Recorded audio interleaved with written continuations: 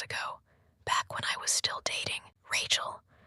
I've kept it to myself for a while, not because it's embarrassing or anything, but because I didn't want to risk unintentionally doxing her or her family. Now that we've been broken up for over a year, I think it's safe to talk about it.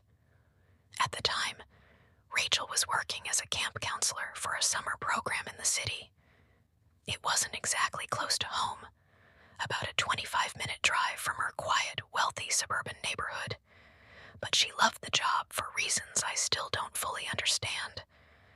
I always thought it was a little beneath her, especially considering her aspirations in life, but I wasn't going to be a jerk and outright say that. Her house was exactly what you'd picture for a family in that kind of area. Big yard, 3 stories, high ceilings, and enough space to host just about any event. That's why when the camp counselors were deciding where to host their end-of-summer party, Rachel's house was the obvious choice. I'm probably making it sound like that was the first time she hosted camp-related parties, but that's not really the case. It just so happened that it was my first time experiencing one, since I hadn't been dating her the previous summer. Her parents were out of town that weekend. They were always out of town, really. I don't want to get too deep into it out of respect, but Rachel's family dynamic was odd. Her relationship with her parents more closely resembled that of 3 colleagues rather than 3 family members. Everything was very transactional, and it was blatantly obvious to any onlooker that all 3 of them were versions of the same narcissistic, insecure person, even though they despised being compared to each other. That description is honestly a little harsh. Her dad was pretty chill, and I honestly missed the guy. But feelings. Anyway, the party was packed. Dozens of people crowded into the house and spilled out into the backyard. The vibe was lively and fun, and most of the guests were friendly and easygoing. Well, except for one guy. Mark. From the moment he showed up, I had a bad feeling about him. He was loud, overly confident, and spent way too much time talking to Rachel. It wasn't just small talk either. It was full-on flirting. He wasn't even trying to hide it. I felt disrespected, but I didn't want to make a scene. Rachel and I had been dating for a while, and while I trusted her most of the time, she had a bad habit of being a little too friendly with other guys. It was a sore spot in our relationship, and I knew bringing it up would only cause problems. I didn't want to come off as insecure, so instead of confronting Mark directly, I came up with a different plan. I started acting overly friendly toward him. Every time he finished a drink, I offered him another. We talked, laughed, and before long, Mark was drinking faster than he probably should have been. I don't exactly have the build of a heavy drinker, but the Irish and Mexican in my blood means my alcohol tolerance is always going to be absurdly high. My plan was to get him so wasted that he either made a fool of himself and the problem took care of itself, or he fell asleep and the problem took care of itself. It was a win-win. I was kind of surprised to discover that my plan had actually worked, and sooner than expected too. By midnight, he was passed out on the basement couches, drooling into a pillow. I was smug about it, but Rachel saw right through me. She accused me of doing it on purpose, which I denied.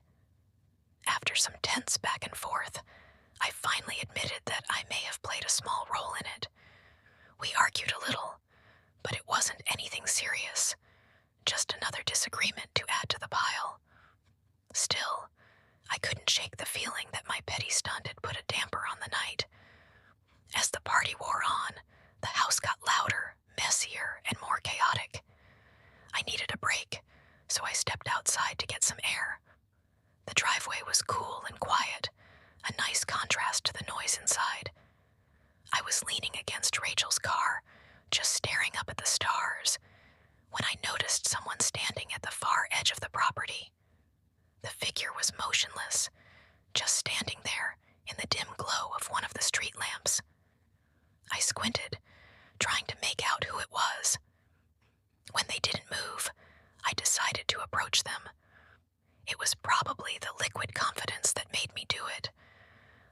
think I would have done it otherwise.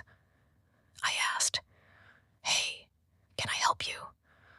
Trying to sound friendly, but a little assertive, the figure took a few slow steps towards me before stopping. It was definitely a man, that much I could tell, but I couldn't make out any notable features since it was so dark. He didn't answer my question. Instead, he asked, "Are your parents home?" The question threw me off. It wasn't just what he asked. It was how he said it, like he already knew the answer. Before I could respond, he repeated his question, this time name-dropping Rachel's parents. He knew who they were. That was enough to turn the unease I'd been feeling into full-blown suspicion. I lied and told the guy my parents were inside, even though part of me thought he knew I didn't live there and that I was lying. Still, I thought maybe I could deter him from doing whatever he was going to do. The guy nodded and just said, "Okay," before turning and walking away. I expected him to head to a car or another house, but he didn't. Instead, he walked straight down the street, disappearing into the darkness. I watched him for as long as I could, but it was too dark to tell where he went. Something about it didn't sit right with me, but I tried to brush it off. I went back inside and ended up in the basement playing ping pong with a few other people. Rachel had a pool table upstairs, so most of the crowd was up there, leaving the basement quieter. I didn't feel like being my usual fun social self, so I preferred the quieter atmosphere, where I could actually hear people talking. At some point, I heard the doorbell ring. At first, I didn't think much of it. This was a party after all, so people coming and going wasn't anything out of the ordinary. But something in my subconscious was tugging at my brain, like there was something I was missing. As I stood there, mindlessly slapping a ping pong ball around, I realized what it was. Rachel had instructed everyone to come through the back door, which didn't even have a doorbell. That meant someone had come up to the front door, which wasn't supposed to happen.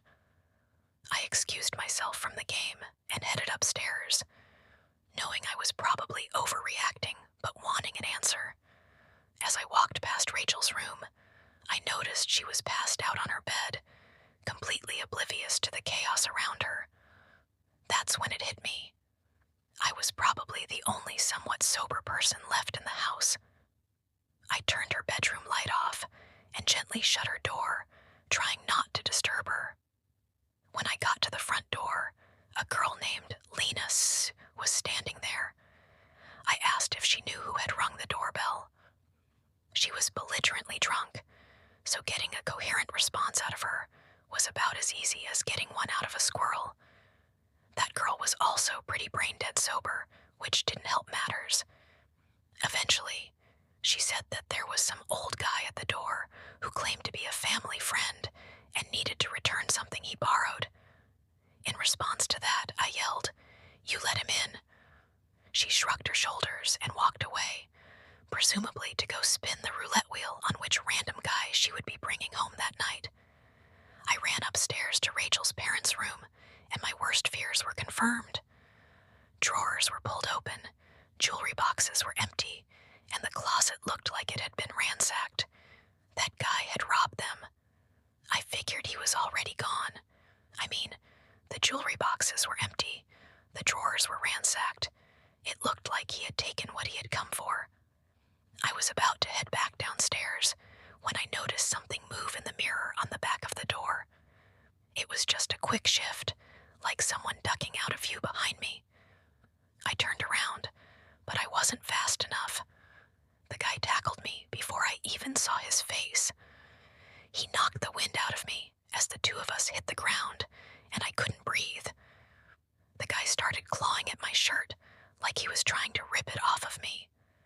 With all the strength I had, I managed to push him off, but it was more panic than strength. He got up and sprinted straight across the room, dove out one of the open windows, and landed on the roof with a thud.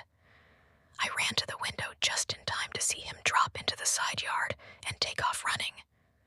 I didn't chase him. I wouldn't have been able to catch him anyway. I just stood there, trying to process what had happened and catch my breath. The damage was done. He was gone.